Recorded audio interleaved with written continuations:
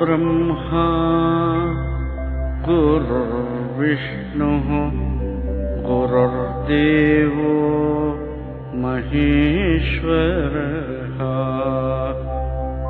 गुरुः साक्षात् परं ब्रह्म तस्मै श्री गुरवे नमः। तस्मै श्री गुरवे नमः। तस्मै श्री गुरवे नमः। शंकरं शंकराचार्यं केशवं बादरायणं सूत्रभाष्यकृतौ वन्दे भगवन्तौ पुनः पुनः। श्रुतिस्मृतिपुराणानाम् आलयं करुणालयं नमामि भगवत्पादं शंकरं लोकशंकरम्। शंकराचार्य सच्छिष्यं ज्ञानिराजं तपस्विनं नैष्कर्म्य सिद्धिकर्तारं सुरेश्वरमहं भजे। भारती करुणापात्रं भारती पदभूषणं भारती पदमारूढं भारती तीर्थमाश्रये। विद्याविनय संपन्नं वीतरागं विवेकिनं वन्दे वेदांत तत्त्वज्ञं विधुशेखर भारतीं। वन्दे तं सच्चिदानन्दं यतिवर्यं महामतिं वेद वेदांत सारज्ञं सद्गुरुं प्रणतोऽस्म्यहं श्रीगुरुं प्रणतोऽस्म्यहम्। सदाहं सम्प्रदायज्ञं संयमीन्द्रं सदाश्रयं सद्गुरुं सच्चिदानन्दं सदाचारं समाश्रये। श्री श्री सच्चिदानन्देन्द्र सरस्वती सद्गुरुपादुकाभ्यां नमः। श्री श्री सुरेश्वराचार्य सद्गुरुपादुकाभ्यां नमः। श्री श्री शंकर भगवत पूज्य पादाचार्य सद्गुरुदेवताभ्यो नमः। नमो नमः सद्गुरुपादुकाभ्यां। सद्गुरु भक्तರು ಮೋಕ್ಷೇಚ್ಛುಗಳು ಅಧ್ಯಾತ್ಮ ಚಿಂತಕರು ಭಗವದ್ ಭಕ್ತರು ನೈಷ್ಕರ್ಮ್ಯ ಸಿದ್ಧಿ ಪ್ರಿಯರು ವೇದಾಂತಿಗಳು ಆಗಿರುವ ತಮ್ಮೆಲ್ಲರಿಗೂ ಇಂದಿನ ಸುಪ್ರಭಾತವನ್ನು ಹೇಳುತ್ತಾ, ಇಂದು ಶ್ರೀಮತು ವಿಶ್ವಾವಸನಾಮ ಸಂವತ್ಸರದಲ್ಲಿ ದಕ್ಷಿಣಾಯನ ಹಿಮಂತ ಋತು ಮಾರ್ಗಶೀರ್ಷ ಮಾಸ ಕೃಷ್ಣ ಪಕ್ಷ ತ್ರಯೋದಶಿ ತಿಥಿ. ಇಂದು ಬುಧವಾರ. ಇಂದಿನ ಸುಪ್ರಭಾತವನ್ನು ತಮ್ಮೆಲ್ಲರಿಗೂ ತಿಳಿಸುತ್ತಾ ಇಂದಿನ ಕಾರ್ಯಕ್ರಮವನ್ನ ಇದೀಗ ಪ್ರಾರಂಭ ಮಾಡೋಣ. 2025ನೇ ಇಸವಿ ಡಿಸೆಂಬರ್ ಮಾಹೆಯಲ್ಲಿ 17ನೇ ತಾರೀಖಿನ ಬುಧವಾರದ ಶುಭೋದಯವನ್ನು ತಮ್ಮೆಲ್ಲರಿಗೂ ಕೋರುತ್ತಾ ಇಂದಿನ ನೈಷ್ಕರ್ಮ್ಯ ಸಿದ್ಧಿ ಪ್ರವಚನ ಕಾರ್ಯಕ್ರಮಕ್ಕೆ ತಮ್ಮೆಲ್ಲರಿಗೂ ಪ್ರೇಮ ಪೂರ್ವಕವಾದ ಹೃತ್ಪೂರ್ವಕವಾದ ಸುಸ್ವಾಗತ. ಕಾನಿಲಾಜ್ಞಪ್ತರಿತ್ರ್ಯಂತಂ ಸಕ್ಪಣೀವೋದ್ಗತಂ ಯತಃ ಧ್ವಾಂತಚ್ಛಿದೇ ನಮಸ್ತಸ್ಮೈ ಹರಯೇ ಬುದ್ಧಿ ಸಾಕ್ಷಿಣೇ ಅಲಬ್ಧ್ವಾತಿಶಯಂ ಯಸ್ಮಾತ್ ವ್ಯಾವೃತ್ತಾಸ್ತಮಬಾಧಯಃ ಗರೀಯಸೇ ನಮಸ್ತಸ್ಮೈ ಅವಿದ್ಯಾ ಗ್ರಂಥಿ ಭೇದಿನಿ ನಮೋ ನಮಃ ಸಚ್ಚಿದಾನಂದೇಂದ್ರ ಸರಸ್ವತಿ ಸದ್ಗುರು ಪಾದುಕಾಭ್ಯಾಂ ಅಥ ಸ್ವರೇಶ್ವರಾಚಾರ್ಯಾಣಾಂ ನೈಷ್ಕರ್ಮ್ಯ ಸಿದ್ಧೌ ತೃತೀಯಾಧ್ಯಾಯೇ ದ್ವಿತೀಯ ಶ್ಲೋಕಃ. ನೈಷ್ಕರ್ಮ್ಯ ಸಿದ್ಧಿಯಲ್ಲಿ 3ನೇ ಅಧ್ಯಾಯ 2ನೇ ಶ್ಲೋಕದ ಅರ್ಥವನ್ನ ನೋಡೋಣ.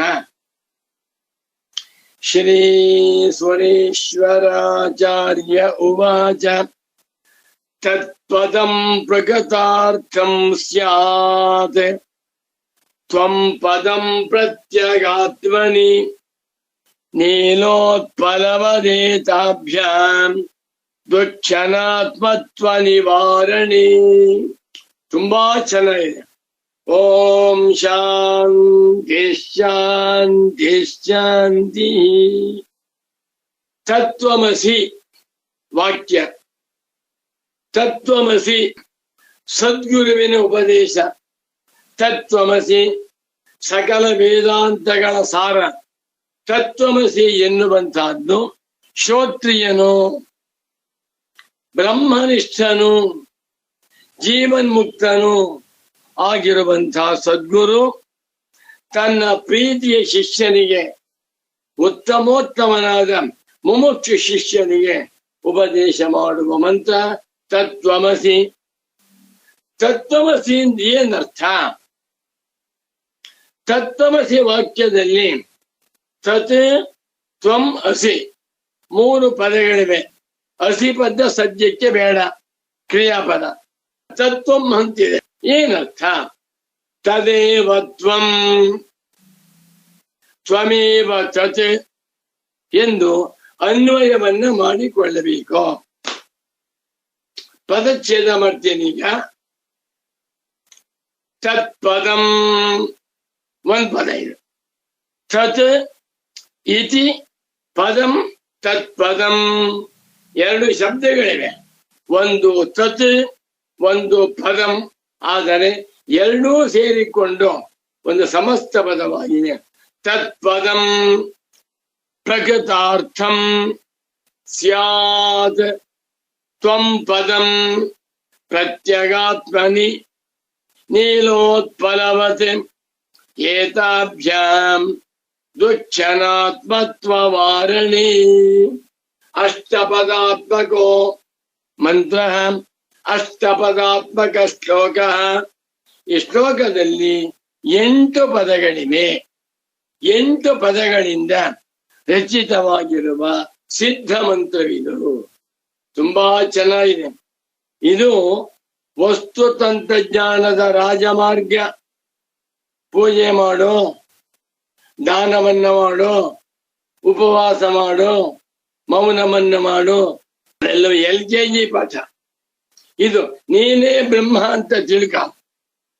ನೀನು ಕರ್ತೃವಲ್ಲ, ನೀನು ಭೋಕ್ತೃವಲ್ಲ, ನೀನು ಸಂಸಾರಿಯಲ್ಲ, ಅಸಂಸಾರಿಯಾದ ಬ್ರಹ್ಮವೇ ನೀನು. ಉಪದೇಶ ಇದು ವೇದಾಂತ ಶಾಸ್ತ್ರದಲ್ಲಿ ಅದ್ಭುತವಾದ ಸಂದೇಶ. ಈ ಅನ್ವಯ ಹೇಳ್ತೀನಿ ನೋಡ್ಕೊಳ್ಳಿ. ತತ್ಪದಂ ಪ್ರಥಮ ಏಕವಚನ, ಪ್ರಕೃತಾರ್ಥಂ ಪ್ರಥಮ ಏಕವಚನ, ಸ್ಯಾತ್ ತ್ವಂ ಪದಂ ಪ್ರತ್ಯಗಾತ್ಮನಿ ವರ್ತತೆ ಏತಾಭ್ಯಾಂ ತತ್ಪದ ತ್ವಂ ಪದಾಭ್ಯಾಂ ನೀಲೋತ್ಪಲವತೆ ದುಕ್ಷಣಾತ್ಮತ್ವವಾರಣೆ ಕಾರಣಂ ಭವತಿ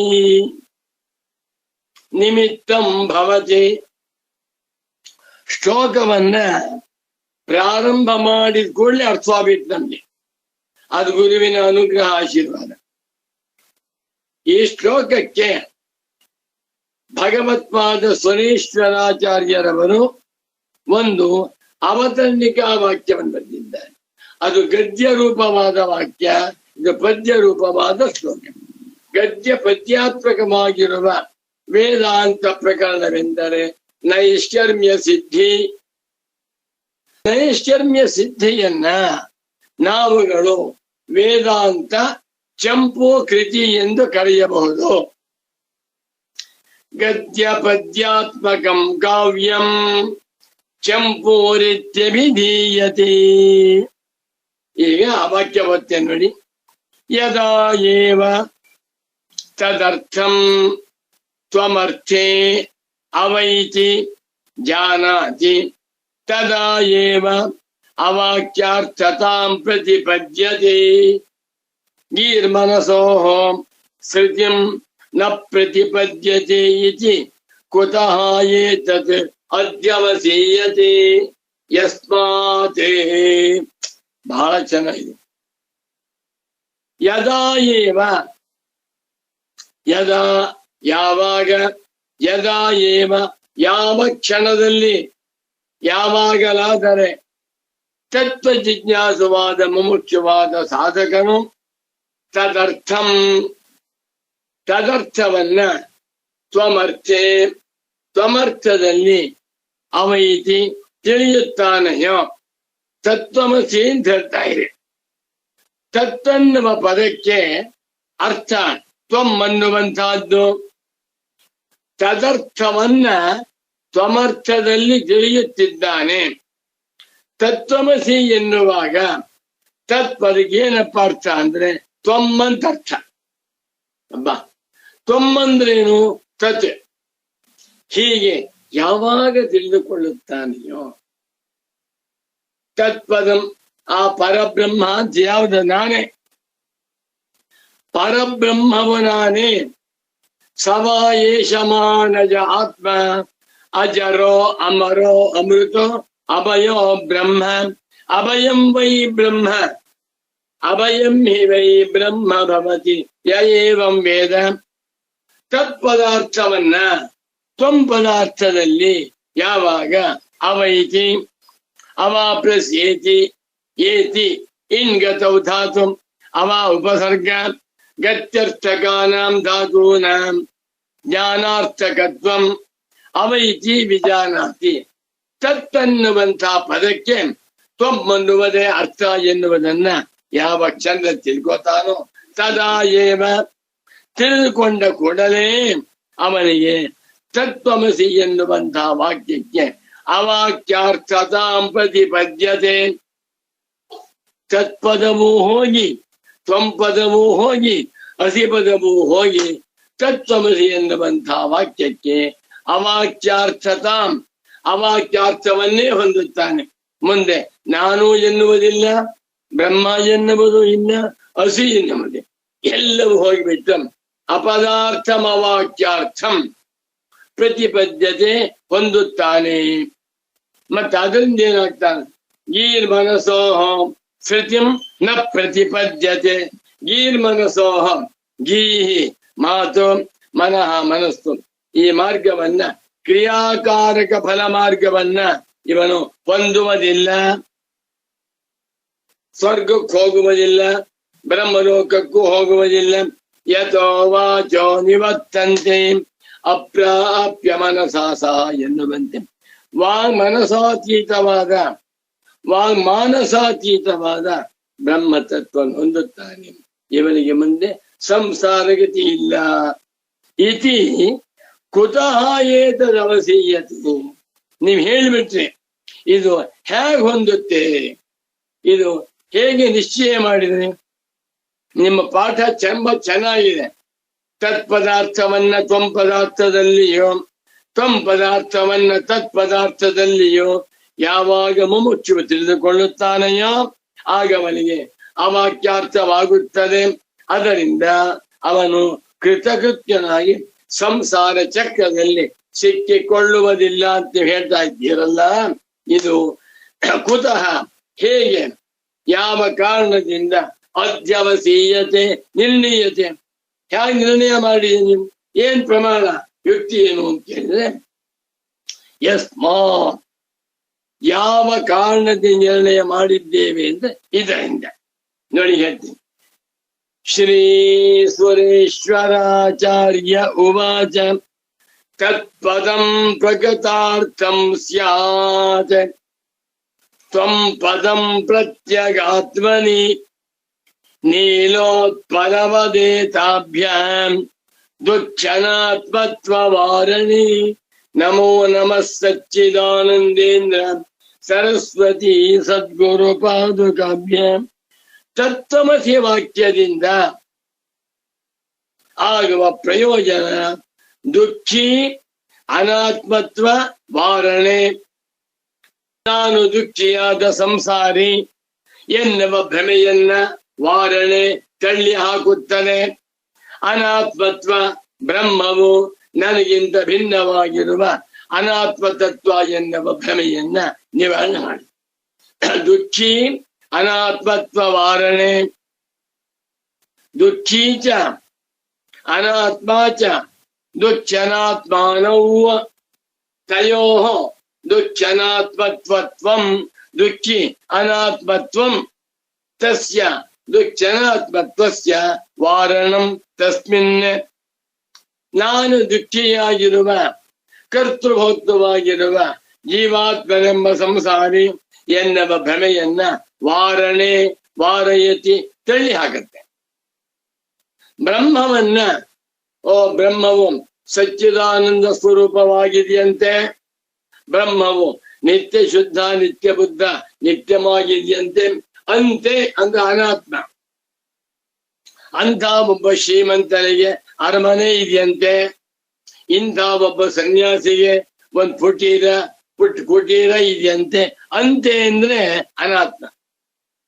ಬ್ರಹ್ಮದ ವಿಷಯದಲ್ಲಿ ತದ್ವಿಷಯದಲ್ಲಿ ಅನಾತ್ಮ ಎನ್ನುವ ಭ್ರಮೆ ಇತ್ತಲ್ಲ, ಅದನ್ನು ಕೂಡ ವಾರಯತಿ ತಳ್ಳಿ ಹಾಕುತ್ತೆ. ಈ ಅರ್ಥ ಐತೆ ನೋಡಿ, ತುಂಬಾ ಚೆನ್ನಾಗಿದೆ. ಒಂದು ತತ್ಪದಂ, ಮತ್ತೊಂದು ತ್ವಂಪದಂ. ಎರಡಕ್ಕೂ ಕೂಡ ಹೇಗೆ ಸಮನ್ವಯವನ್ನ ಮಾಡಿಕೊಳ್ಳಬೇಕು. ತತ್ಪದಂ ತತ್ತೆಂದು ತತು ಇತಿ ಪದಂ ತತ್ಪದಂ. ಇಲ್ಲಿ ಎರಡು ಶಬ್ದಗಳಿವೆ. ಎರಡು ಶಬ್ದಗಳಿಂದ ಸಮಸ್ತ ಪದವಾಗಿ ಏಕಪದವಾಗಿದೆ. ತತ್ತನ್ನುವಂತಹ ಪದವು ಪ್ರಕೃತಾರ್ಥಂ, ಪ್ರಕೃತಃ ಅರ್ಥಃ ಯಸ್ಯ ತತ್ ಪ್ರಕೃತಾರ್ಥಂ, ಪ್ರಕೃತವಾದ ಅರ್ಥವನ್ನುಳ್ಳದ್ದಾಗಿದೆ. ನೈಷರ್ಮ್ಯ ಸಿದ್ಧಿಗೆ ಸರಿಯಾಗಿ ಅರ್ಥವನ್ನು ಮಾಡ್ಕೊಳ್ಬೇಕಾದ್ರೆ ಒಬ್ಬನೇ ಒಬ್ಬ ಗುರುಗಳು ಸ್ವಾಮಿ ಸಚ್ಚಿದಾನಂದೇಂದ್ರ ಸರಸ್ವತಿ ಸ್ವಾಮಿಗಳು. ನನಗೆ ಕಂಡಂತೆ ಅಂತಹ ಗುರುಗಳ ಪ್ರಪಂಚದಲ್ಲಿ ಎಲ್ಲರೂ ದೊಡ್ಡವರೇ, ಎಲ್ಲರೂ ಮಹಾತ್ಮರೇ, ಎಲ್ಲರೂ ತಪಸ್ವಿಗಳ ಸಂತೋಷ. ತತ್ಪದಂ ಪ್ರಥಮ ಏಕವಚನ. ತತ್ಪದವು ಪ್ರಕೃತಾರ್ಥವಾಗಿದೆ. ಪ್ರಕೃತವಾಗಿದ್ಯಾವುದು ಬ್ರಹ್ಮತತ್ವ. ಬ್ರಹ್ಮವೇ ಪ್ರಕೃತ, ಹೌದಾ? ಅಸಂಸಾರಿಯಾದ ಸಾಕ್ಷಿಯೇ ಪ್ರಕೃತ. ಆ ಪ್ರಕೃತವಾಗಿರುವ ಅರ್ಥವನ್ನುಳ್ಳದ್ದಾಗಿದೆ. ತತ್ತನ್ನುವ ಪದಕ್ಕೆ ಬ್ರಹ್ಮ ಅಂತ ಅರ್ಥ. ನೆಕ್ಸ್ಟ್ ತ್ವಂಪದಂ, ಮತ್ತೊಂದು ತ್ವಂಪದೆ. ತತ್ ತ್ವಂಬಸಿ. ತ್ವಂಪದವಾದರೂ ಪ್ರತ್ಯಗಾತ್ಮನಿ ಶರೀರ, ಇಂದ್ರಿಯ, ಮನಸ್ಸು, ಬುದ್ಧಿ, ಜೀವಾತ್ಮ ಎಲ್ಲರಿಗಿಂತಲೂ ಪ್ರತ್ಯೇಕ ಅತ್ಯಂತ ಒಳಗಡೆ ಇರುವ ಸೂಕ್ಷ್ಮನಾಗಿರುವ ಪ್ರತ್ಯಗಾತ್ಮನಲ್ಲಿ ತ್ವಂ ಪದವಿದೆ. ತತ್ತೆನ್ನುವ ಪದಕ್ಕೆ ಬ್ರಹ್ಮ ಅಂತ ಅರ್ಥ. ತ್ವಂ ಅನ್ನುವ ಪದಕ್ಕೆ ಪ್ರತ್ಯಗಾತ್ಮ ಅಂತ ಅರ್ಥ. ಎರಡೂ ಸೇರ್ಕೊಂಡು ಹೇಗೆ ತದೇವ ತ್ವಂ ತ್ವಮೇವ ತತ್, ನೀನು ತತ್ತೇ ಆಗಿದ್ದೀಯ, ಬ್ರಹ್ಮವು ನೀನೇ ಆಗಿದೆ. ಹೀಗೆ ಎರಡನ್ನು ಸಮನ್ವಯ ಮಾಡಿಕೊಂಡಾಗ ಏತಾಭ್ಯಾಂ ತತ್ಪದ ತ್ವಂ ಪದಾಭ್ಯಾಂ ಎರಡೂ ಪದಗಳನ್ನ ಜೋಡಿಸಿಕೊಂಡಾಗ ದುಃಖಿ ಅನಾತ್ಮತ್ವ ವಾರಣೆ, ದುಃಖಿತ್ವವನ್ನು ಅನಾತ್ಮತ್ವವನ್ನು ತಳ್ಳಿ ಹಾಕುವುದಕ್ಕೆ ಸಹಾಯಕವಾಗ್ತಾ ಇದೆ. ನೋಡಿ, ಬ್ರಹ್ಮವನ್ನ ನಾವೆಲ್ಲರೂ ಕೂಡ ನನಗಿಂತ ಭಿನ್ನವಾಗಿರುವ ಒಂದು ದೇವತೆ ಅಂತ ಮಾಡ್ಕೊಂಡ್ಬಿಟ್ಟಿದೆ. ಕೃಷ್ಣ ಒಬ್ಬ ದೇವತೆ, ರಾಮ ಒಬ್ಬ ದೇವತೆ, ನರಸಿಂಹ ಒಬ್ಬ ದೇವತೆ, ಗಣಪತಿ ಒಬ್ಬ ದೇವತೆ, ಸರಸ್ವತಿ ಲಕ್ಷ್ಮಿ ಒಬ್ಬ ದೇವತೆ. ಅದರಂತೆ ಬ್ರಹ್ಮವು ನನಗಿಂತ ಭಿನ್ನವಾಗಿರುವ ಒಂದು ದೇವತಾ ಅಂತ ಎಲ್ಲರೂ ಮಾಡ್ಕೊಳ್ಳಿ. ಅದು ತಪ್ಪು. ಬ್ರಹ್ಮದಲ್ಲಿರುವ ಅನಾತ್ಮತ್ವವನ್ನ Brahman is different from me, no, I am myself very Brahman, ನಾನೇ ಬ್ರಹ್ಮ. ಬ್ರಹ್ಮದ ವಿಷಯಕ್ಕಿರುವ ಅನಾತ್ಮತ್ವವನ್ನ ಬ್ರಹ್ಮವು ನನಗಿಂತ ಭಿನ್ನವಾಗಿದೆ ಎನ್ನುವಂತ ತಪ್ಪು ತಿಳುವಳಿಕೆಯನ್ನ ವಾರಣೆ ತಳ್ಳಿ ಹಾಕುವುದಕ್ಕೆ ಪ್ರಯೋಜನವಾಯಿತು. ಮತ್ತೊಂದು ದುಃಖಿತ್ವಂ, ನಾನು ಅಂತಂದ್ರೆ ಸಂಸಾರಿ, ನಾನು ಅಂತಂದ್ರೆ ಒಬ್ಬ ಮನುಷ್ಯ, ನಾ ದುಃಖಿ. ಈ ಪ್ರಪಂಚದಲ್ಲಿರುವ 1,000 ಕೋಟಿ ಮಾನವರು ದುಃಖಿಗಳೇ. ನನ್ನ ಅಭಿಪ್ರಾಯ, ಅವರು ಎಷ್ಟೇ ದೊಡ್ಡ ರಾಷ್ಟ್ರಪತಿಯಾಗಿರ್ಬೋದು, ವಿಶ್ವಪತಿಯಾಗಿರ್ಬೋದು, 50 ಕೋಟಿ ಲಕ್ಷ ಐಶ್ವರ್ಯವಂತರಾಗಿರ್ಬೋದು, ಯಾರಾಗಿದ್ರು ಕೂಡ ಎಲ್ಲಿಯವರೆಗೆ ತತ್ವಮಸಿ ವಾಕ್ಯಾರ್ಥವನ್ನು ತಿಳ್ಕೊಂಡಿದ್ವೋ ಅಲ್ಲಿ ಜೀವನ ದುಃಖ. ಯಾವಾಗಲೂ ಕೂಡ ಏನ್ ಮಾಡ್ತಾ ಗೊತ್ತ, ದೊಡ್ಡ ಶ್ರೀಮಂತರು ನಮಗೆ ಗೊತ್ತಿಲ್ಲ ಇದ್ದ ಹಾಗೆ ಹೋಗ್ತಾರೆ ಒಬ್ಬರ ಹತ್ರಕ್ಕೆ. ಯಾರ ಹತ್ರಕ್ಕೆ ಹೋಗ್ತಾರೆ? ಈ ಪ್ರಪಂಚದಲ್ಲಿರುವ 1,000 ಕೋಟಿ ಮಾನವರು ಕೂಡ, ಅದರಲ್ಲ ದೊಡ್ಡ ಶ್ರೀಮಂತರು, ಅಧಿಕಾರಿಗಳು, ತುಂಬಾ ಬುದ್ಧಿವಂತರು ಒಬ್ಬರ ಹತ್ರಕ್ಕೆ ಹೋಗ್ತಾರೆ. ಯಾರವರು? ಜ್ಯೋತಿಷ್ಕರು, ಅಸ್ಟ್ರಾಲಜರ್ಸ್. ಸಂಜೆ ಹೋಗ್ತಾರೆ, ರಾತ್ರಿ ಹೋಗ್ತಾರೆ, 12 ಗಂಟೆ ಹೋಗ್ತಾರೆ. ಯಾರಿಗೂ ಗೊತ್ತಾಗಬಾರ್ದು. ಯಾಕೆ? ದುಃಖ, ತಾಪತ್ರಯ. ಅಸ್ಟ್ರಾಲಜರ್ಗೆ ಸಿಕ್ಕಾಪಟ್ಟೆ ದುಃಖ. ದುಃಖಕ್ಕೆ ಕಾರಣ ಅಜ್ಞಾನ, ದುಃಖಕ್ಕೆ ಕಾರಣ ಭ್ರಮೆ, ದುಃಖಕ್ಕೆ ಕಾರಣ ನನ್ನನ್ನ ನಾನು ಜೀವಾತ್ಮ ಎಂದು ದೇಹಾದಿಗಳ ಸಂಘಾತದಲ್ಲಿ ಸೇರಿಕೊಂಡಿರುವ ವ್ಯಕ್ತಿ ಎಂದು ತಿಳಿದುಕೊಂಡಿರುವುದೇ ಕಾರಣ. ಯಾವಾಗ ನೀವು ತತ್ವಮಸಿ ವಾಕ್ಯವನ್ನ ಅನುಭವದಿಂದ ಸರಿಯಾಗಿ ತಿಳ್ಕೊಳ್ತೀರೋ, ನಾಹಂ ದುಃಖಿ, ನಾಹಂ ಜೀವ, ಬ್ರಹ್ಮ ನ ಅನಾತ್ಮ, ಆತ್ಮೈವ ಬ್ರಹ್ಮ ಎನ್ನುವುದನ್ನ ಅರ್ಥ ಮಾಡಿಕೊಂಡು ಅವನು ವಾಂಗ್ಮನಸೋ ಸ್ಥಿತಿ, ವಾಕ್ಕು ಮನಸ್ಸುಗಳ ಸಂಸಾರ ಮಾರ್ಗವನ್ನು ದಾಟಿ ಹೋಗ್ತಾನೆ. ಯಾರಂತೆ? ಒಂದು ಉದಾಹರಣೆ. ನೀಲೋತ್ಪಲವತೆ ನೀಲಂಚ ತತೆ ಉತ್ಪಲಂಚ ನೀಲೋತ್ಪಲಂ. ಭಾಷ್ಯಕಾರ ಶಂಕರರು ನೀಲೋತ್ಪಲ ದೃಷ್ಟಾಂತವನ್ನ ತಮ್ಮ ಭಾಷ್ಯ ಗ್ರಂಥಗಳು ಬರೆದಿದ್ದಾರೆ, ಗೀತಾ ಭಾಷ್ಯದಲ್ಲೂ ಬರೆದಿದ್ದಾರೆ.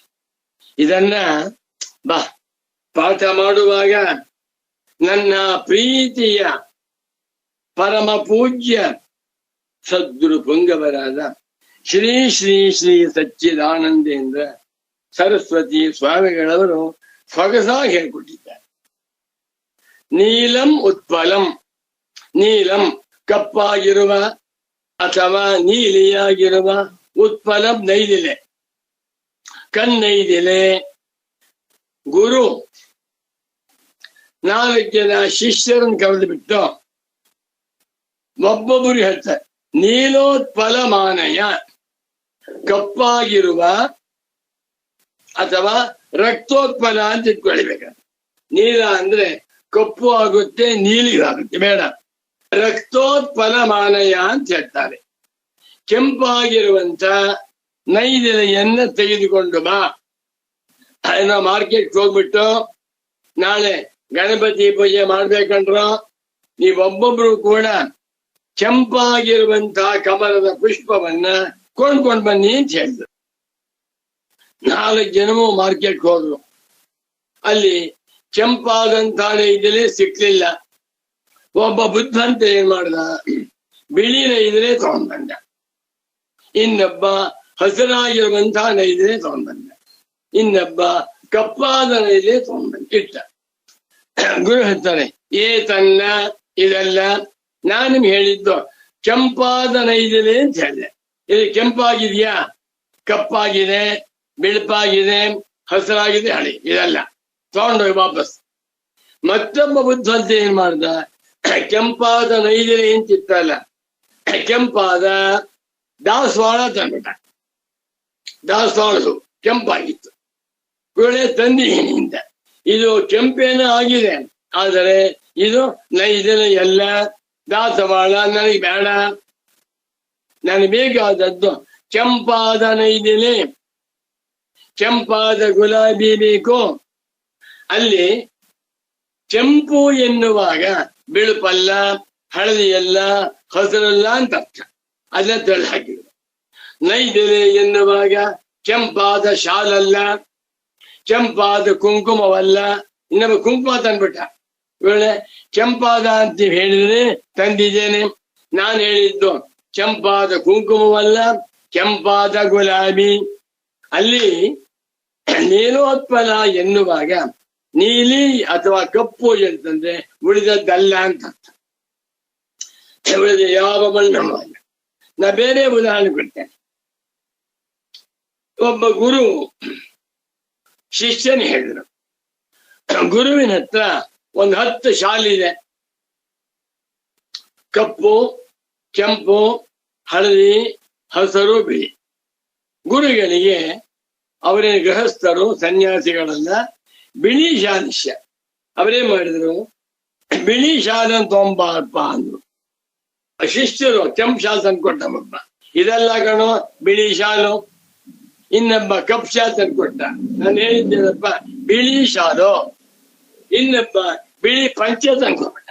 ನಾನು ಹೇಳಿದ್ದು ಶಾಲು ಪಂಚೆಯನ್ನಲ್ಲ, ನಾನು ಹೇಳಿದ್ದು ಶಾಲು ಹೊದ್ದಿಯೇನಲ್ಲ ಅಂತ ಹೇಳ್ತಾನಲ್ವೇ. ಅದೇ ರೀತಿಯಲ್ಲಿ ನೀಲೋತ್ಪಲವತ್, ನೀಲೋತ್ಪಲದಂತೆ ನೀಲ ಎನ್ನುವಾಗ ಉಳಿದ ಯಾವ ಬಣ್ಣವೂ ಅಲ್ಲ. ಉತ್ಪಲ ಎನ್ನುವಾಗ ನೈದಿಲೆಯನ್ನು ಬಿಟ್ಟು ಉಳಿದ ಯಾವ ಹೂವೂ ಅಲ್ಲ. ಅದೇ ರೀತಿಯಲ್ಲಿ ತತ್ ಅನ್ನುವಂತಹ ಪದವು ಬ್ರಹ್ಮಕ್ಕಿಂತ ಭಿನ್ನನಲ್ಲ ನೀನು, ನೀನೇ ಬ್ರಹ್ಮ ಎಂದು ತ್ವಂಪದಾರ್ಥ ಸೇರ್ಕೊಂಡ್ಬಿಡ್ತ. ತ್ವಂಪದವು ನೀನು ಎನ್ನುವಾಗ ಜೀವಾತ್ಮನಲ್ಲ, ಸಚ್ಚಿದಾನಂದ ರೂಪವಾಗಿರುವ ಪ್ರತ್ಯೇಕಾತ್ಮ ಅಂತ ಹೇಳ್ತಾ ಇದ್ದೆ. ಎರಡೂ ಸೇರ್ಕೊಂಡ್ಬಿಟ್ಟು ದುಶ್ಚಿತ್ವವನ್ನು ಅನಾತ್ಮವತ್ವವನ್ನು ಕೂಡ ತಳ್ಳಿ ಹಾಕ್ತಾ ಇದೆ ಅಂತ ಚೆನ್ನಾಗಿದೆ. ಈಗ ಗುರುಗಳು ಬರೆದಿರುವ ಕ್ಲೇಶಾಭರಣಿ ಗೊತ್ತೇನೆ, ಬಹಳ ಜ್ವರ ಇದೆ ನನಗೆ. ಕ್ಲೇಶಾಪಹಾರಣಿಯನ್ನ ಕೈಗಳಿಗೆ ಎತ್ಕೊಂಡು ಕೂಡಲೇ ಅದು ನಮಸ್ಕಾರ ಮಾಡ್ತೇನೆ. ಇದು ಸಾಕ್ಷಾತ್ ಸದ್ಗುರುಗಳ ಸ್ವರೂಪ, ಅಚೇತನವಾದ ಪುಸ್ತಕವಲ್ಲ, ಜಡವಾಗಿರುವಂತಹ ಗ್ರಂಥವಲ್ಲ. ಸಚ್ಚಿದಾನಂದ ಸ್ವರೂಪನಾಗಿರುವ ಸಚ್ಚಿದಾನಂದ ಸರಸ್ವತಿ ಸ್ವಾಮಿಗಳ ಮನೆ ನನ್ನ ಪಾಲಿಗೆ ಈ ನೈಷಮ್ಯ ಸಿದ್ಧಿ ಕ್ಲೇಶಾಪಹಾರಣಿ. ಇದು ಎಷ್ಟು ಹೊಗಳಿದ್ರೂ ಕಮ್ಮಿ. 88ನೇ ವಯಸ್ಸಿನಲ್ಲಿ ಮುಮುಕ್ಷ ಜನಗಳಿಗೋಸ್ಕರವಾಗಿ ಪರಮ ಪೂಜ್ಯ ತಪೋ ವೃದ್ಧರು, ಜ್ಞಾನ ವೃದ್ಧರು, ವಿದ್ಯಾ ವೃದ್ಧರು, ಅನುಭವ ವೃದ್ಧರು, ಶಾಸ್ತ್ರ ವೃದ್ಧರು, ವಯೋವೃದ್ಧರು, ಆಶ್ರಮ ವೃದ್ಧರು ಆಗಿರುವಂತ ಸಚ್ಚಿದಾನಂದೇಂದ್ರ ಸರಸ್ವತಿ ಸದ್ಗುರುಗಳವರ ಪ್ರಾಸಾದಿಕ ಗ್ರಂಥ ಸ್ವಾಮಿ. ಈ ಪುಸ್ತಕವನ್ನ ಮುಟ್ಟು ಎಲ್ಲ ಪಾಪ ಪರಿಹಾರ ಓದ್ತೆ ನೋಡಿ. 272ನೇ ಪುಟ ಓದ್ತೆ ನೋಡಿ. ವಾಕ್ಯಾರ್ಥ ಜ್ಞಾನಾತ್ ದುಃಖಿತ್ವ ಅನಾತ್ಮತ್ವ ವಾರಣಂ. ಏನ್ರ ಹೆಡ್ಡಿಂಗ್ ಬರೀತಾರೆ. ಸದ್ಗುರು ಸಚ್ಚಿದಾನಂದೇಂದ್ರ ಸರಸ್ವತಿ ಸ್ವಾಮಿಗಳಂತ ಮಹಾತ್ಮರು ಪ್ರಪಂಚದಲ್ಲಿ ಇಲ್ಲ, ನಾನ್ ಕಂಡಿಲ್ಲಪ್ಪ. ಎಲ್ಲರೂ ದೊಡ್ಡ ದೊಡ್ಡ ವಿದ್ವಾಂಸರು, ಜ್ಞಾನಿಗಳಿದ್ದಾರೆ, ಸಂತೋಷ. ಶಿಷ್ಯರ ಮನಸ್ಸಿಗೆ ಅರ್ಥವಾಗುವಂತೆ ವಸ್ತುತಂತ್ರಜ್ಞಾನದ ರಾಜ ಮಾರ್ಗವನ್ನ ಉಪದೇಶ ಮಾಡುತ್ತಾ ತತ್ವಮಸಿ ವಾಕ್ಯದ ಅವಾಕ್ಯಾರ್ಥವನ್ನ ಉಪದೇಶ ಮಾಡುವಂತಹ ಮಹತ್ವ ಇಲ್ಲ. ಎಷ್ಟೋ ಜನ ಪ್ರವಚನಕಾರರಿಗೆ ಅವಾಕ್ಯಾರ್ಥ ಅಂತ ಕೇಳಿ, ಅವಾಕ್ಯಾರ್ಥ ಎಂದರೇನು ಅಂದ್ರೆ ಏನಪ್ಪ ಹಾಗೆ ನಮ್ಮನ್ನೇ ಕೇಳ್ತಾರೆ. ವಸ್ತು ತಂತ್ರಜ್ಞಾನ ಏನ್ ಹಾಗಂದ್ರೆ ನೀನೇ ಹೇಳು, ಗೊತ್ತಿಲ್ಲ. ಯಾಕೆ? ಭಾಷ್ಯವನ್ನು ಓದಿಲ್ಲ. ಶಾಂಕರ ಭಾಷ್ಯಗಳನ್ನ, ಪ್ರಸ್ಥಾನತ್ರಿಯ ಭಾಷ್ಯಗಳನ್ನ ಸಂಪ್ರದಾಯ ಕ್ರಮದಿಂದ ಅಧ್ಯಯನ ಮಾಡಬೇಕು. ಅಧ್ಯಯನ ಮಾಡದೆ ಹೋದರೆ ಅವನು ಗುರುವೇ ಅಲ್ಲ. ವಾಕ್ಯಾರ್ಥ ಜ್ಞಾನದಿಂದ ದುಃಖಿತ್ವಂ, ನನ್ನಲ್ಲಿರುವಂತಹ ದುಃಖಿತ್ವ, ನಾನು ದುಃಖಿ ಎನ್ನುವಂತ ಭ್ರಮೆ, ಅನಾತ್ಮತ್ವಂ, ಬ್ರಹ್ಮವು ನನಗಿಂತ ಭಿನ್ನವಾಗಿರುವ ಅನಾತ್ಮ ತತ್ವ ಎನ್ನುವಂತಹ ಭ್ರಮೆ ಎರಡೂ ಕೂಡ ವಾರಣಂ, ನಾಶವಾಗುತ್ತದೆ, ದೂರವಾಗಿದೆ. ಪ್ರಶ್ನಮುತ್ಥಾಪ್ಯ ದ್ವಿತೀಯ ಶ್ಲೋಕೇನ ಉತ್ತರಮಾಹ. ಭಗವಾನ್ ಸ್ವರೇಶ್ವರಾಚಾರ್ಯರವರು ತಾವೇ ಪ್ರಶ್ನೆಯನ್ನ ಎಬ್ಬಿಸಿಕೊಂಡು ಉತ್ತರವನ್ನು ಕೊಡ್ತಾ ಇದ್ದಾರೆ. ಯದೈವ ಇತ್ಯಾದಿನ ಯದೈವ ತದರ್ಥಂ ತ್ವಮರ್ಥೇ ಅವೈತಿ ತ್ವಂ ಪದಾರ್ಥಭೂತೆ ಪ್ರತ್ಯಗಾತ್ಮನಿ ತತ್ಪದಾರ್ಥಂ ನಿರಸ್ತ ನಿಖಿಲ ಸಂಸಾರ ಧರ್ಮಕಂ ಶುದ್ಧ ಚೈತನ್ಯಂ ಜಾನಾತಿ. ಎಷ್ಟನ ಬರೀತಾ ನೋಡಿ. ಒಂದು ತತ್ಪದ, ತತ್ಪದವನ್ನ ತ್ವಮರ್ಥದಲ್ಲಿ, ತ್ವಂ ಪದಾರ್ಥಭೂತವಾದ ಪ್ರತ್ಯಗಾತ್ಮನಲ್ಲಿ, ತತ್ಪದಾರ್ಥವನ್ನ ನಿರಸ್ತ ನಿಖಿಲ ಸಂಸಾರ ಧರ್ಮ, ಯಾವ ಸಂಸಾರದ ಧರ್ಮವು ಇಲ್ಲದಿರುವ ಶುದ್ಧ ಚೈತನ್ಯವನ್ನ ತಾನು ಎಂದು ತಿಳಿದುಕೊಳ್ಳುತ್ತಾನೆಯೋ ತದಾ ಯಸ್ಮಿನ್ನೇವ ಬೆಂಕಿ ಮುಟ್ಟಿದ ಠಕ್ಕ ಸುಟ್ಬಿಡು. ಸುಡುವುದಕ್ಕೆ ಸಮಯಾಂತರ ಬೇಡ.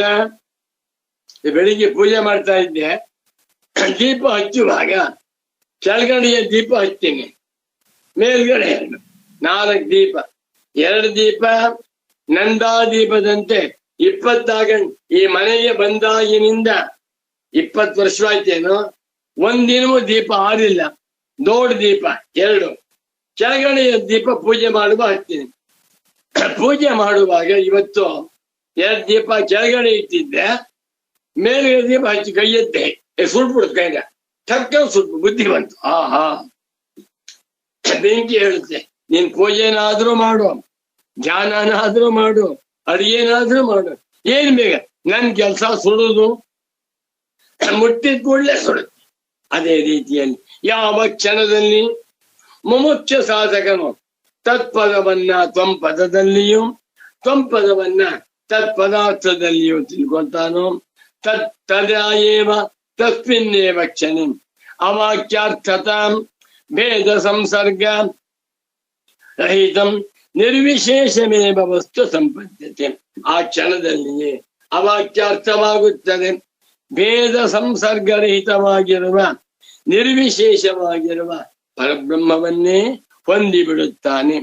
ವಾಕ್ಯಾರ್ಥ ವೇದಿತ ಕಹ ವಾಕ್ಯ ಅರ್ಥ ವೇತ್ತ ವೇದಜ್ಞಾನೇ ಧಾತು ವೇತ್ತೀತಿ ವೇದಿತ ವೇತ್ತೀತಿ ವೇತ್ತ. ವಾಕ್ಯದ ಅರ್ಥವನ್ನ ತತ್ವಮಸಿ ವಾಕ್ಯದ ಅರ್ಥವನ್ನ ತಿಳ್ಕೊಂಡ್ ಕೂಡಲೇ ಅವನು ನಿರ್ವಿಶೇಷವಾಗಿರುವ ಭೇದ ಸಂಸರ್ಗರಹಿತವಾಗಿರುವ ಬ್ರಹ್ಮವನ್ನೇ ಹೊಂದಿಬಿಡುತ್ತಾನೆ. ಅಹಂ ಬ್ರಹ್ಮಾಸ್ಮಿ ಆಗಿಬಿಡ್ತಾನೆ. ಇತಿ ಇದನ್ನ ಕುತೋ ನಿಶ್ಚೀಯತೆ, ಹೇಗೆ ನಿಶ್ಚಯ ಮಾಡಿದ್ರಿ ಅಂತಂದ್ರೆ ಪ್ರಶ್ನೆ. ಉತ್ತರತ್ವೇನ ಶ್ಲೋಕಂ ಅವತಾರಯತಿ ಭಗವಾನ್ ಸ್ವರೇಶ್ವರಾಚಾರ್ಯ. ಇದಕ್ಕೆ ಉತ್ತರವಾಗಿ ಈ ಶ್ಲೋಕವನ್ನ ಹೇಳ್ತಾ ಇದ್ದಾರೆ. ಯಾವ ಶ್ಲೋಕ? ತತ್ಪದಂ ಪ್ರಕೃತಾರ್ಥಂ ಸ್ಯಾತ್ ತ್ವಂ ಪದಂ ಪ್ರತ್ಯಗಾತ್ಮನಿ ನೀಲೋತ್ಪಲವದೇತಾಭ್ಯಾಂ ದುಚ್ಛನಾತ್ಮತ್ವ ವಾರಣಿ. ಈಗ ಅರ್ಥ ಮಾಡ್ತಾ ಇದ್ದಾರೆ ಗುರು. ತತ್ಪದಮಿತಿ ತತ್ವಮಸೀತಿ ವಾಕ್ಯೈಹಿ ತತ್ಪದಂ ಪ್ರಕೃತಾರ್ಥಂ ಸ್ಯಾತ್. ತತ್ವಮಸಿ ಎನ್ನುವಂತಹ ಒಂದು ವಾಕ್ಯದಲ್ಲಿ ಇರುವ 3 ಪದಗಳ ಪೈಕಿ ಪ್ರಥಮಂ ತತ್ಪದಂ, ದ್ವಿತೀಯಂ ತ್ವಂ ಪದಂ, ತೃತೀಯಮಸಿ ಪದ. ಈ 3 ಪದಗಳ ಪೈಕಿ ಮೊಟ್ಟ ಮೊದಲನೇ ಪದ ತತ್ಪದ, ಅದು ಪ್ರಕೃತಾರ್ಥಂ. ಇಲ್ಲಿ ಅನ್ವಯ ಮಾಡ್ಕೋಬೇಕು ತಾವು. ಸ್ವಲ್ಪ ವ್ಯಾಕರಣ. ತತ್ ಪದವು ಪ್ರಕೃತಾರ್ಥವಾಗಿದೆ, ಪ್ರಕೃತವಾಗಿರುವ ಅರ್ಥವನ್ನ ಉಳ್ಳದ್ದಾಗಿದೆ. ಇಲ್ಲಿ ಪ್ರಕೃತವಾದದ್ದು ಯಾವುದು? ಬ್ರಹ್ಮತತ್ವ. ಅದ್ವಿತೀಯಸ್ಯ ಪರಮಾರ್ಥ ಸತ್ಯಸ್ಯ ಪ್ರಕೃತಸ್ಯ ಸತ್ ಅನಿಮ್ನಃ ಪರಮಾತ್ಮನಃ ವಾಚಕಂ ಸ್ಯಾತ್. ಇಲ್ಲಿ ಪ್ರಕೃತ ಎನ್ನುವ ಮಾತಿಗೆ ಅದ್ವಿತೀಯವಾಗಿರುವ ಪರಮಾರ್ಥ ತತ್ವವೇ ಪ್ರಕೃತ, ಅದೇ ಸತ್, ಸದೇವ ಸೌಮ್ಯ ಇದಮಗ್ರ ಆಸೀತ್, ಅದೇ ಅಣಿಮ ಸೂಕ್ಷ್ಮವಾದ ತತ್ವ. ಪ್ರಕೃತ ಎನ್ನುವ ಮಾತಿಗೆ ಬ್ರಹ್ಮತತ್ವ ಅಂತ ಅರ್ಥ. ಅವ್ರು ಕೋಟ್ ಮಾಡಿದ್ದಾರೆ ಗುರುಗಳು. ಸದೇವ ಸೌಮ್ಯ ಇದಮಗ್ರ ಆಸೀತ್ ಸತ್ ಇತಿ ಪ್ರಕೃತತ್ವಾತ್ ಸನ್ಮೂಲ ಸೌಮ್ಯ ಇಮಾ ಸರ್ವಾ ಪ್ರಜಾ ಸದಾಯತನಃ ಸತ್ಪ್ರತಿಷ್ಠಾಃ ಇತಿ ಜಗಜ್ಜನ್ಮಾದಿ ಕಾರಣತ್ವೇನ ಮಧ್ಯೆ ಪರಾಮೃಷ್ಟತ್ವಾತ್ ಇಹಾಪಿ ಚ ಸ ಯೇಷೋ ಅಣಿಮ ಐತದಾತ್ಮ್ಯಮಿದಂ ಸರ್ವಂ ತತ್ಸತ್ಯಂ ಸ ಆತ್ಮ ತತ್ವಮಸಿ ಇತಿ ಪ್ರಗತ ಪರಾಮರ್ಶ ಪೂರ್ವಕಮೇವ ಉಪದೇಶಾತ್. ಏನ್ ಸ್ವಾಮಿ ಇದು ಯಾರು ಹೇಳ್ತಾರೆ ನಮಗೆ? ಒಂದು ಉಪಕ್ರಮ, ಮಧ್ಯೆ ಅಭ್ಯಾಸ, ಉಪಸಂಹಾರ, ಮೂರೂ ಕಡೆಗಳಲ್ಲಿ ಇಲ್ಲಿ ಪ್ರಕೃತವಾಗಿರುವ ಅರ್ಥ, ತತ್ಪದಾರ್ಥ, ಬ್ರಹ್ಮ ತತ್ವ, ಇದು ಬಹಳ ಸೂಕ್ಷ್ಮ. ನನ್ಗನ್ಸುತ್ತೆ ಸ್ವರೇಶ್ವರಾಚಾರ್ಯನೇ ಶ್ಲೋಕ ಬರೆದ್ಬಿಟ್ರು. ಅವನಿಗೂ ಕೂಡ ಇಷ್ಟು ವಿವರವಾಗಿ ಶ್ಲೋಕಕ್ಕೆ ಅರ್ಥ ತಿಳಿದಿತ್ತೋ ಇಲ್ವೋ ಅನ್ಸುತ್ತೆ. ಅಷ್ಟು ಚೆನ್ನಾಗಿ ಬರೀತಾ ಇದ್ದಾರೆ ಗುರುಗಳು. ಗುರುಗಳೇ ನಿಮ್ಮ ಪಾದ ಕೋಟಿ ಕೋಟಿ ನಮಸ್ತೆ. ಏನೇನು ಹೇಳಲ್ಲ. ಕಿವಿ ಬಾಳೆ ಹೆಡ್ ಬೇಡ, ಹುರಿಕ್ ಬೇಡ, ದುಡ್ಡು ಬೇಡ, ಆಪಲ್ ಏನು ಬೇಡ. ನಿಮಗೆ ಬೇಕಾದ್ದೇನು? ಶಿಷ್ಯನಿಗೆ ನಾನು ಮಾಡಿದಂತ ಪಾಠ ಅರ್ಥವಾದ ಸಾಕು ಅಂತ ಹೇಳ್ತಾ ಇದ್ರು. ನಿಮ್ಮ ಅನುಗ್ರಹದಿಂದ ಅರ್ಥ ಮಾಡ್ಕೊಂಡಿದ್ದೇನೆ, ಉಪನ್ಯಾಸ ಮಾಡ್ತಾ ಇದ್ದೇನೆ, ಜನಗಳಿಗೆ ತಿಳಿಸ್ತಾ ಇದ್ದೇನೆ. ಎಲ್ಲವೂ ಕೂಡ ಸದ್ಗುರು ಕೌಪೀನ ಕ್ಷಾಲನದ ಅನುಗ್ರಹದ ಫಲ. ಒಂದಾಯ್ತು. ತತ್ತನ್ನು ತ್ವಂಪದವನ್ನು ನಾವು ತತ್ಪದದಲ್ಲಿ ಪರ್ಯವಸಾನ ಮಾಡ್ಕೋಬೇಕು.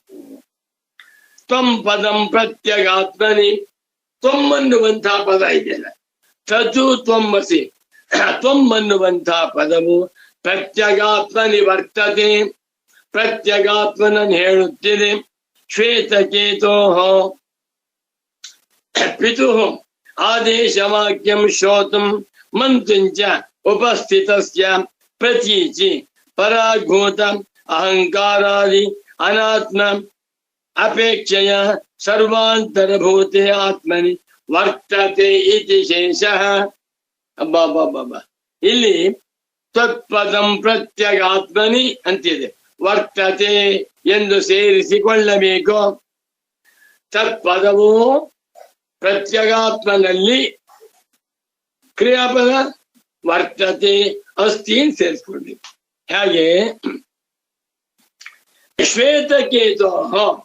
ಶ್ವೇತಕೇತುವಿಗೆ ಪಿತುರಾದೇಶವಾಕ್ಯಂ ಪಿತು ನೋಡಿ, ಶ್ವೇತಕೇತೋ ಷಷ್ಠಿ ಏಕವಚನ, ಪಿತು ಷಷ್ಠಿ ಏಕವಚನ. ತಂದೆಯ ಆದೇಶ ವಾಕ್ಯಂ ಮಗು ಸಯೇಶೋ ಅಣಿಮ ಐತದಾತ್ಮ್ಯಮಿದಗಂ ಸರ್ವಂ ತತ್ಸತ್ಯಂ ಸಾತ್ಮ ತತ್ವಮಸಿ. ಶ್ವೇತಕೇತು ಪಿತು ಉದ್ಧಾರಕನಾದ ತಂದೆಯ ಉಪದೇಶವನ್ನ ಶ್ರೋತುಂ ಕೇಳುವುದಕ್ಕೂ ಮಂತುಂ ಮನನ ಮಾಡುವುದಕ್ಕೂ ಕೂಡ ಉಪಸ್ಥಿತಸ್ಯ ಶ್ವೇತಕೇತು ನಿಂತ್ಕೊಂಡಿದ್ದಾರೆ. ತಂದೆ ಉಪದೇಶವನ್ನು ಕೇಳುವುದಕ್ಕೂ ಶ್ರವಣ, ಮಂತುಂ ಮನನ ಮಾಡುವುದು, ನಿಧಿಧ್ಯಾಸನ ಮಾಡುವುದಕ್ಕೆ ಸಿದ್ಧನಾಗಿರುವಂತಹ ಶ್ವೇತಕೇತುವಿಗೆ ಪ್ರತೀಚಿ ಒಳಗಡೆ ಇರುವಂತಹ ಆತ್ಮ. ಒಳಗಡೆ ಅಂದ್ರೇನು? ಪರಾಗ್ಭೂತ, ಹೊರಗಡೆ ಇರುವ ಅಹಂಕಾರಾದಿ ಅನಾತ್ಮದ ದೃಷ್ಟಿಯಿಂದ ಸರ್ವಾನಂತರಭೂತೆ, ದೇಹಕ್ಕಿಂತಲೂ ಇಂದ್ರಿಯಗಳಿಗಿಂತಲೂ ಮನಸ್ಸಿಗಿಂತಲೂ ಅಂತಃಕರಣಕ್ಕಿಂತಲೂ ಕೂಡ ಒಳಗಡೆ ಇದ್ದಾನಾದ್ರಿಂದ ಪ್ರತೀಚಿ ಅಂತ ಹಾಕಿದ್ದಾನೆ. ಇಂಥ ಆತ್ಮನನ್ನು ಹೇಳ್ತಾ ಇದೆ ತ್ವಂಪದ. ತತಶ್ಚ, ಇದರಿಂದ ಏತಾಭ್ಯಾಂ ಸಮಾನಾಧಿಕರಣಾಭ್ಯಾಂ ಹಿ ದುಃಖಿತ್ವ ಅನಾತ್ಮತ್ವ ವಾರಣೆ ಭವತಃ. ಇದರಿಂದ ತತ್ಪದವನ್ನ ತ್ವಂ ಪದಾರ್ಥದಲ್ಲಿಯೂ ತ್ವಂ ಪದವನ್ನ ತತ್ಪದಾರ್ಥದಲ್ಲಿಯೂ ಅರ್ಥ ಮಾಡಿಕೊಂಡಾಗ ಈ ಎರಡೂ ಪದಗಳು ಸೇರಿಕೊಂಡು ಸಮಾನಾಧಿಕರಣಾಭ್ಯಾಂ ತತ್ಪದೇ ತ್ವಂ ಪದಂ ತ್ವಂ ಪದೇ ತತ್ಪದಂ ತತ್ಪದಮೇವ ತ್ವಂ ಪದಂ ತ್ವಂ ಪದಮೇವ ತತ್ಪದಂ ಎಂದು ಸಮಾನಾಧಿಕರಣ್ಯ ಭಾವದಿಂದ ಅರ್ಥ ಮಾಡಿಕೊಂಡಾಗ ದುಃಖಿತ್ವವನ್ನು ಅನಾತ್ಮತ್ವವನ್ನು ತಳ್ಳಿ ಹಾಕುತ್ತದೆ. ನೀನೇ ಬ್ರಹ್ಮವಾದ್ದರಿಂದ ದುಃಖಿತ್ವವಿಲ್ಲ, ಬ್ರಹ್ಮವು ನೀನೇ ಆದ್ದರಿಂದ ಬ್ರಹ್ಮವು ಅನಾತ್ಮವಲ್ಲ ಅಂತ ಹೇಳ್ತಾ ಇದ್ದೀನಿ. ತತ್ತ ದೃಷ್ಟಾಂತ ಸಮಾನಾಧಿಕರಣ್ಯಕ್ಕೆ ದೃಷ್ಟಾಂತ ನೀಲೋತ್ಪಲವತೆ ಯಥಾ. ಏನು ಗುರುಗಳಿಗೆ ಪಾಠ ಮಾಡಬೇಕು ಅಂದ್ರೆ, ವೇದಾಂತ ವಾಕ್ಯಗಳಿಗೆ ವ್ಯಾಖ್ಯಾನ ಮಾಡಬೇಕು ಅಂದ್ರೆ ನವಚೈತನ್ಯ 16 ವರ್ಷದ ಬಾಲಕ ಯಾವಾಗ ಉಪನ್ಯಾಸ ಮಾಡುವಾಗ, ಪುಸ್ತಕ ಬರೆಯುವಾಗ, ವಿಶೇಷವಾಗಿ ರಾಜು ಅವನಿಗೆ ಪಾಠ ಮಾಡುವಾಗ ಏನು ಉತ್ಸಾಹ, ಏನ್ ಕಥೆ, ಅದನ್ನ ಜ್ಞಾಪಿಸ್ಕೊಂಡ್ಬಿಟ್ರೆ ನನ್ನ ಕಣ್ಣೀರು ಬರುತ್ತೆ. ಅಂಥ ಪೂಜ್ಯ ಸದ್ಗುರುಗಳು ನನ್ನ ಸೌಭಾಗ್ಯ, ಯಾವ ಜನ್ಮದ ಪುಣ್ಯವೋ. 16 ವರ್ಷಗಳ ಕಾಲ ಆ ಮಹಾತ್ಮರ ದರ್ಶನ, ಸ್ಪರ್ಶನ, ಉಪದೇಶವಾಣಿ, ಶ್ರವಣ ಸಿಕ್ಕಿದ್ದು ನನ್ನ ಪುಣ್ಯ ಅನ್ಕೋತೀನಿ. ಇಷ್ಟೇ ಸಾಕು. ನೀಲೋತ್ಪಲವತ್ ಉದಾಹರಣೆ. ಯಥಾ ನೀಲಮುತ್ಪಲಮಿತಿ ವಾಕ್ಯೆ. ನೀಲೋತ್ಪಲಂ ನೀಲಿಯಾಗಿರುವಂತ ನೈದಿಲೆ, ಕಪ್ಪಾಗಿರುವ ನೈದಿಲೆ ಅಂತ ಹೇಳಿದಾಗ ನೀಲ ಪದಂ ನೀಲ ಎನ್ನುವಂತ ಪದವು ಸರ್ವ ನೀಲ ವಸ್ತುಷು ವರ್ತಮಾನಂ ಉತ್ಪಲ ಶಬ್ದ ಸಾನ್ನಿಧ್ಯಾತಿ ಅನುತ್ಪಲೇಭ್ಯ ವ್ಯಾವರ್ತತೆ. ಶ್ರೀರಾಮಚಂದ್ರ ಕಪ್ಪಾದ ಅಂದ್ರು, ಕಪ್ಪಾಗಿರುವಂತಹ ಪದಾರ್ಥ ಬೇಕಾದಷ್ಟಿದೆ. ಕಪ್ಪಾಗಿರುವ ಮೊಬೈಲ್, ಕಪ್ಪಾಗಿರುವ ಶಾಲು, ಕಪ್ಪಾಗಿರುವ ಸ್ಲೇಟು, ಕಪ್ಪಾಗಿರುವಂತಹ ಕನ್ನಡಕ, ಬೇಕಾದಿದ್ದಷ್ಟೇ. ಕಪ್ಪು ಎನ್ನುವಂತಹ ಶಬ್ದದಿಂದ ಅನುತ್ಪಲೇಭ್ಯ ಕಪ್ಪಾಗದೇ ಇರುವಂತಹ, ಕಪ್ಪಲ್ಲದ ಅಂದ್ರೆ ಕೆಂಪು, ಹಸಿರು, ಹಳದಿ ಮುಂತಾದಂತಹ ವಸ್ತುಗಳಿಂದ ಬೇರ್ಪಡಿಸ್ತಾ ಇದೆ. ಉತ್ಪಲ ಶಬ್ದಶ್ಚ ಉತ್ಪಲ ಅಂತ ಹೇಳಿದ್ದರಿಂದ, ನೈಜನೆ ಅಂತ ಹೇಳಿದ್ದರಿಂದ ನೀಲ ಶಬ್ದ ಸಾಹಚರ್ಯೇನ ರಕ್ತಾದಿಭ್ಯೋ ವ್ಯಾವರ್ತತಿ. ಉತ್ಪಲ ಅಂತ ಹೇಳಿದ್ದರಿಂದ ಇಲ್ಲಿ ಕೆಂಪಾಗಿರುವ, ನೈಜರಿಗಿಂತ ಭಿನ್ನವಾಗಿರುವ ಯಾವ ವಸ್ತುವು ಅಲ್ಲ ಅಂತ ಹೇಳ್ತಾರೆ. ತಥಾಚ ತಾಭ್ಯಾಂ ಅನುತ್ಪಲತ್ವ ರಕ್ತತ್ವ ಆದಿವಾರಣೆ ಭವತಃ. ಶ್ರೀರಾಮಚಂದ್ರ ಈ ನೀಲೋತ್ಪಲ ಎನ್ನುವ ಶಬ್ದದಿಂದ ಉತ್ಪಲವಲ್ಲದ, ರಕ್ತಾದಿಗಳು ಅಲ್ಲದೆ ಇರುವಂತಹ ವಸ್ತು ಅಂತ ಹೇಳಿದ್ದರಿಂದ ಇಲ್ಲಿ ಎಲ್ಲ ಉತ್ಪಲವಲ್ಲದನ್ನು ಮತ್ತು ಕಪ್ಪು ಅಲ್ಲದನ್ನು ತಳ್ಳಿ ಹಾಕ್ತಾಗಾಯ್ತು. ಏವಮೇವ ಇದೇ ರೀತಿಯಲ್ಲಿ ಪ್ರಕೃತಿ ತತ್ಪದೇನ ತ್ವಂ ಪದವಾಚ್ಯಂ ದುಃಖಿತ್ವಂ. ತತ್ತನ್ನುವಂತಹ ಪದದಿಂದ ತ್ವಂ ಪದಕ್ಕೆ ವಾಚ್ಯವಾಗಿರುವ ದುಃಖಿತ್ವವನ್ನು, ತ್ವಂ ಪದದಿಂದ ತತ್ಪದ ಗಮ್ಯಮಾನಂ ಅನಾತ್ಮತ್ವಂಚ. ತತ್ ಅಂದ್ಬಿಟ್ರೆ ಎಲ್ಲೋ ದೂರ ಇದೆ, ಬ್ರಹ್ಮ ಅಂತ ಅನ್ಕೊಂಡ್ಬಿಟ್ಟಿದೇವಲ್ಲ.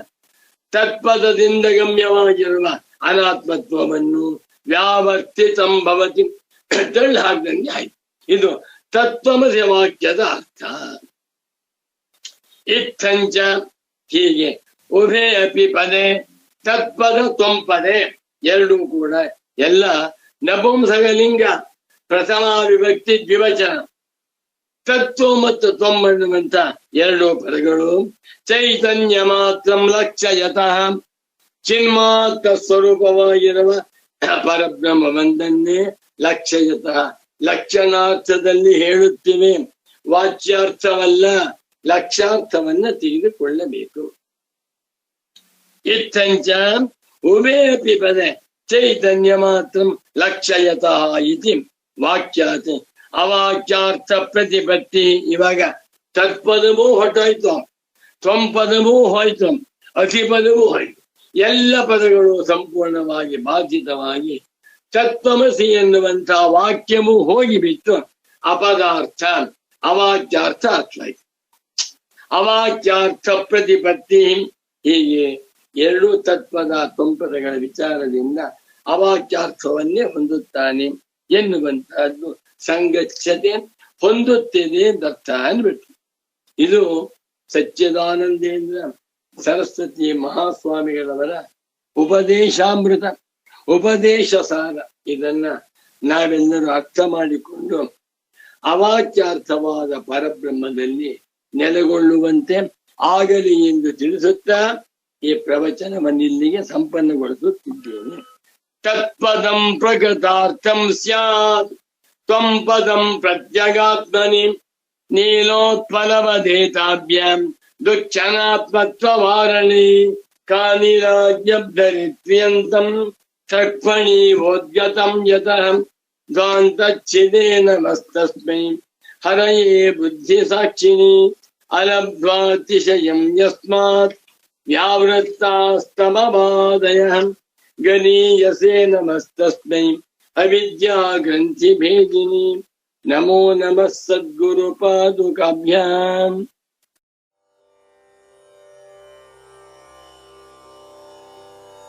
ಬ್ರಹ್ಮಕ್ಕೂ ನಿನಗೂ ಭೇದವಿಲ್ಲ. ಸಯೇಷೋ ಅಣಿಮಾ ಐತದಾತ್ಮ್ಯಮಿದಂ ಸರ್ವಂ ತತ್ಸತ್ಯಂ ಸ ಆತ್ಮ ತತ್ವಮಸಿ ಶ್ವೇತಕೇತೋ. ಎರಡನೆಯ ವಸ್ತುವಿದ್ದರೆ ಭಯಕ್ಕೆ ಕಾರಣ. ಆದರೆ ಆತ್ಮನು ತಾನು ಅದ್ವಿತೀಯ. ಛಾಂದೋಗ್ಯೋಪನಿಷತ್ತಿನಲ್ಲಿ ಉದ್ದಾಲಕನು ಶ್ವೇತಕೇತುವಿಗೆ ಸೌಮ್ಯ, ಅದೇ ಬ್ರಹ್ಮವೇ ನೀನೇ ಆಗಿಯೇ ಇರುವೆ ಎಂದು ವರ್ತಮಾನ ಕಾಲದ ಸಂದೇಶವನ್ನು ಬೋಧಿಸಿದ್ದಾನೆ. ಇಲ್ಲಿ ಗಮನಿಸಬೇಕಾದ್ದು ತತ್ ತ್ವಂ ಅಸಿ. ಭಗವಾನ್ ಶಂಕರರು ತಮ್ಮ ಭಾಷ್ಯದಲ್ಲಿ ನಹಿ ತತ್ವಮಸಿ ಇತ್ಯಸ್ಯ ವಾಕ್ಯಸ್ಯ ತತ್ ತ್ವಂ ಮೃತೋ ಭವಿಷ್ಯಸಿ ಇತಿ ಪರಿಣೇತುಂ ಶಕ್ಯಃ ಎಂದಿದ್ದಾರೆ. ಗುರುವೂ ಸಹ ನೀನೇ ಹತ್ತನೆಯವನು, ತಿಳಿದಿರಲಿ ತಿಳಿಯದಿರಲಿ ಎಂದಿಗೂ ಬ್ರಹ್ಮವೇ, ಎಚ್ಚರವಾಗೂ ಎಂದು ಹೀಗೆ ಉದ್ಗರಿಸಿದ್ದಾರೆ.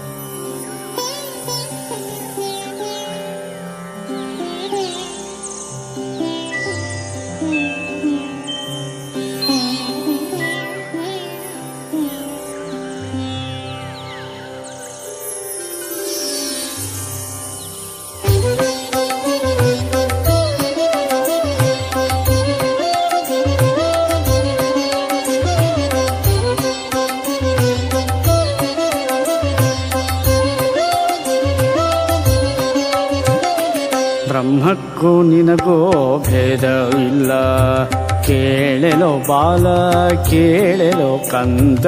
ಬ್ರಹ್ಮಕ್ಕೂ ನಿನಗೋ ಭೇದವಿಲ್ಲ, ಕೇಳೆಲೋ ಬಾಲ ಕೇಳೆಲೋ ಕಂದ.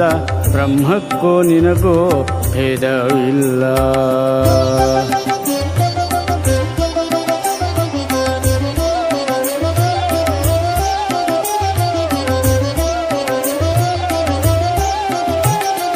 ಬ್ರಹ್ಮವೇ ಎಂಬುದು ಬೇರಿಲ್ಲ, ಬ್ರಹ್ಮಾತ್ಮವೆಂಬವೋ ವೇದಗಳೆಲ್ಲ. ಬ್ರಹ್ಮವೇ ಎಂಬುದು ಬೇರಿಲ್ಲ, ಬ್ರಹ್ಮಾತ್ಮವೆಂಬವೋ ವೇದಗಳೆಲ್ಲ. ಬ್ರಹ್ಮವೇ ನೀ ಶ್ರುತಿ ಸಾರುವುದಲ್ಲ, ಧರ್ಮವು ಕರ್ಮವು ನಿನಗೇನಿಲ್ಲ, ಬ್ರಹ್ಮವೇ ನೀ ಶ್ರುತಿ ಸಾರುವುದಲ್ಲ. ಧರ್ಮವು ಕರ್ಮವು ನಿನಗೇನಿಲ್ಲ, ಬ್ರಹ್ಮಕ್ಕೂ ನಿನಗೋ ಭೇದವಿಲ್ಲ.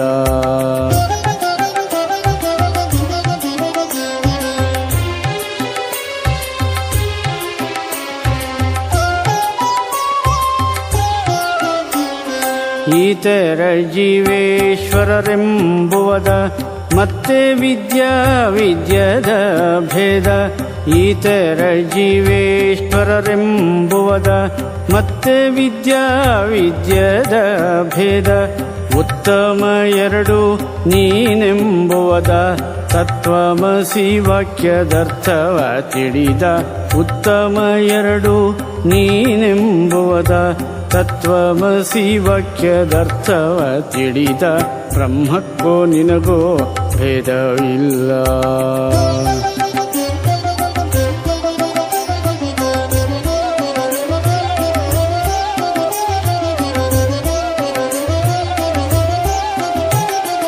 ದಶಮನು ತನ್ನನ್ನು ಮರೆತಿಹ ನಿಂತು, ಪಸುಳೆಯ ನಿನ್ನನ್ನು ಮರೆತಿಹೆ ಅಂತು.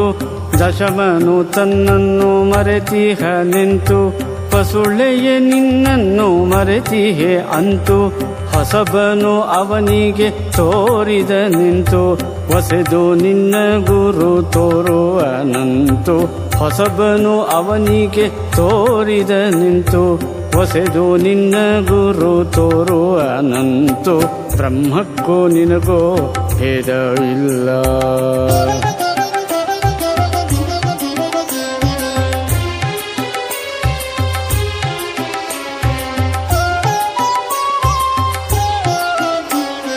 ಗುರು ತೋರದೆ ನೀ ತಿಳಿಯುವುದಲ್ಲ, ಗುರುದಯವಿಲ್ಲದೆ ದೊರೆಯುವುದಲ್ಲ. ಗುರು ತೋರದೆ ನೀ ತಿಳಿಯುವುದಲ್ಲ, ಗುರುದಯವಿಲ್ಲದೆ ದೊರೆಯುವುದಲ್ಲ. ಸದ್ಗುರು ದೊರೆಯುವುದೇ ದುರ್ಲಭವಲ್ಲ, ಸಚ್ಚಿದಾನಂದರಿಗೆ ಸರಿಸಮರಿಲ್ಲ. ಗುರು ದೊರೆಯುವುದೇ ದುರ್ಲಭವಲ್ಲ, ಸಚ್ಚಿದಾನಂದರಿಗೆ ಸರಿಸಮರಿಲ್ಲ. ಬ್ರಹ್ಮಕ್ಕೂ ನಿನಗೋ ಭೇದವಿಲ್ಲ, ಭೇದವಿಲ್ಲ, ಭೇದವಿಲ್ಲ.